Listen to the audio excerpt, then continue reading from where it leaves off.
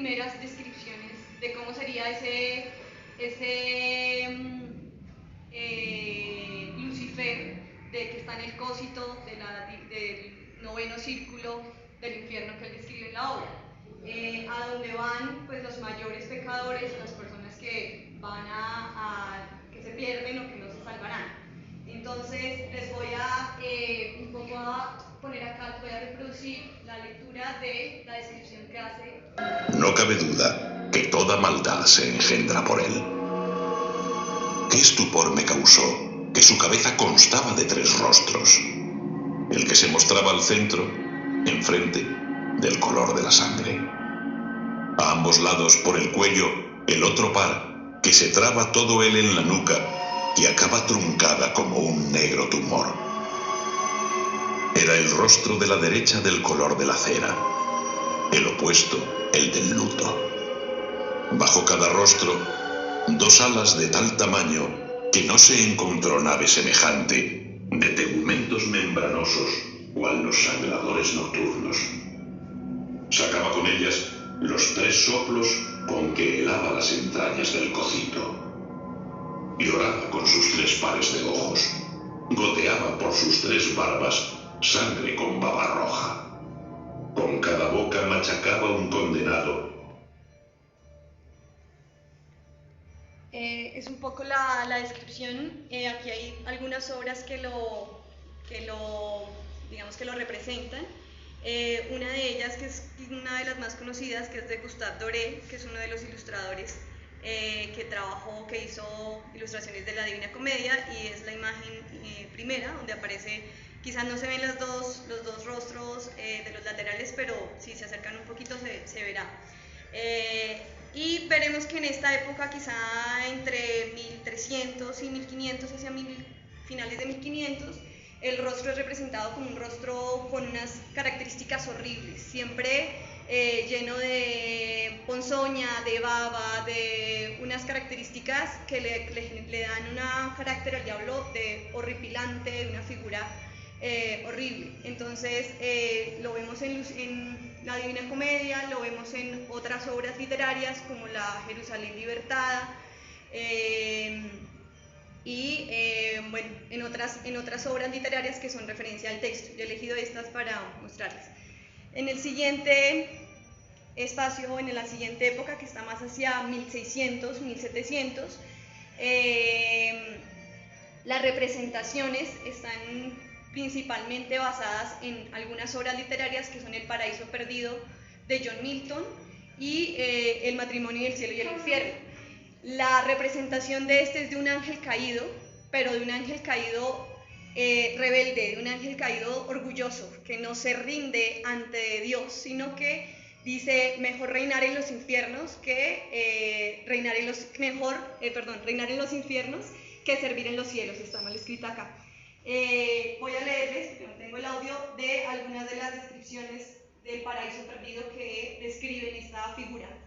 ¿Qué importa la pérdida del campo de batalla? Aún no está perdido todo, conservando todavía una voluntad inflexible, una sed insaciable de venganza, un odio inmortal y un valor que no cederá ni se someterá jamás. ¿Puede decirse que estamos subyugados?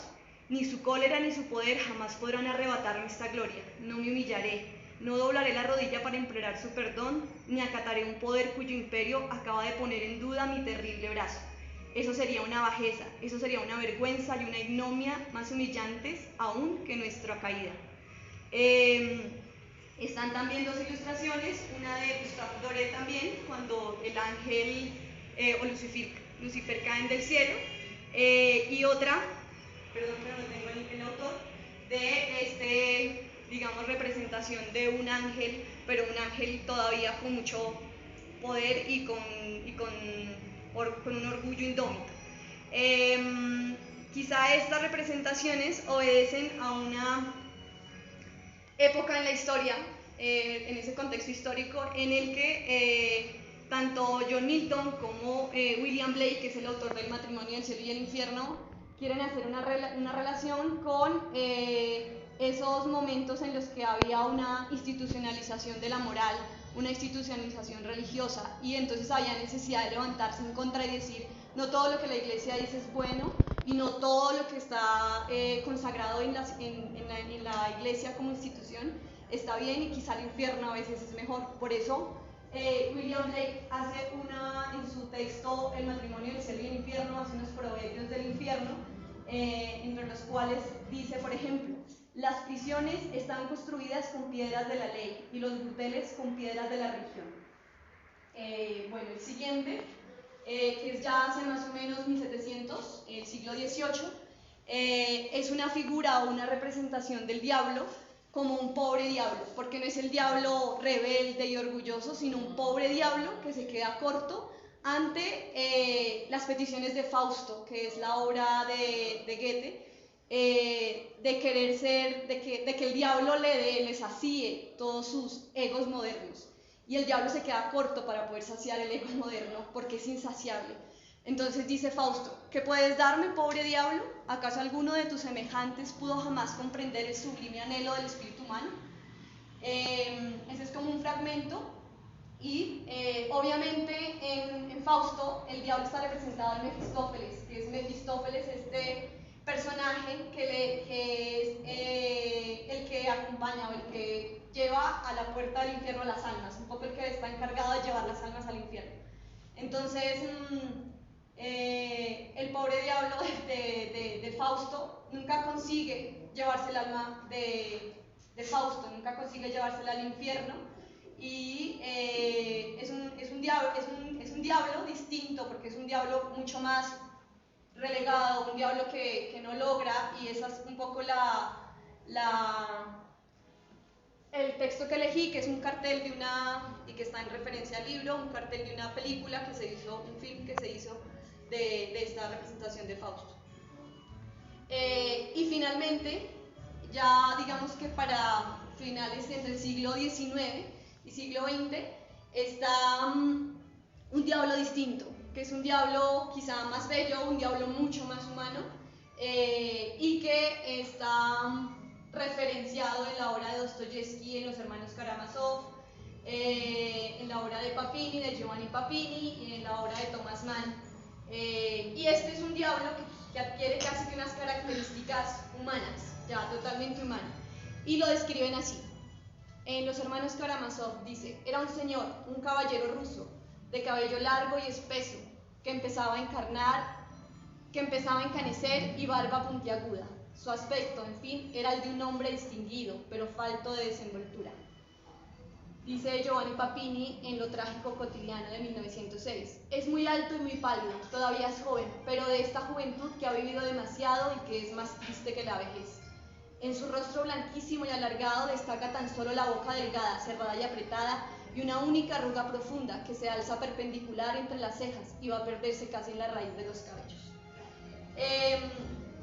Este es un diablo quizá humanizado, pero que también representa quizá otras cosas. Y acá representaba en Fausto quizá ese ego moderno, ese ego insatisfecho moderno, buscando en el diablo una satisfacción. Aquí representa quizá otras características de ese tiempo, que pueden ser la vanidad o esas otras cosas, esas otras representaciones del diablo, que pueden ser las que nos llevan quizá a la perdición, la vanidad o a la no salvación, o bueno, no sé cómo, y que nos llevan que pueden ser la vanidad, que puede ser la apariencia, y que quizá están relacionadas con los pensamientos y los ¿cómo decirlo? Como los demonios de esos tiempos, los demonios del tiempo de Fausto, los demonios del tiempo de Dostoyevsky, los demonios del tiempo de William Blake y de John Milton, y los demonios, de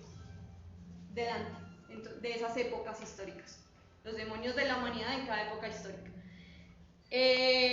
Quizá acá los demonios esas representaciones del diablo y del demonio estaban más ligados a ese enemigo interno que había que vencer. Quizá acá eran en Dante la lujuria, la traición, ¿no?, que están en cada ser humano y que había que vencer. Y luego pasa a una cuestión a que quizá los demonios ya no están dentro, que son los que tenemos que vencer, sino los demonios los empezamos a ver en el otro, y es una figura de enemigo la que se construye en el libro, en la segunda parte de la historia.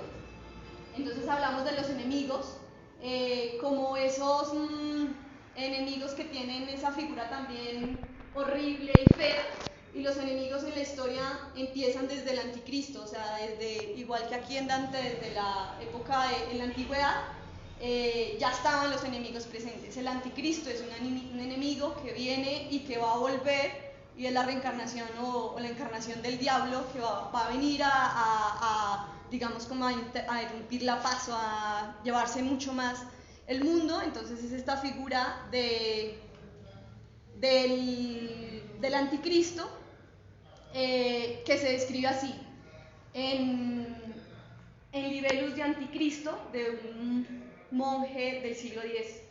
El anticristo nacerá del pueblo de los judíos, será pues enteramente concebido en el pecado será engendrado y en el pecado nacerá. Al comienzo de su concepción, el diablo entrará en el útero materno, por virtud diabólica será alimentado en el vientre de la madre, y el poder del diablo estará siempre con él. El diablo entrará en la madre del anticristo y la colmará por completo.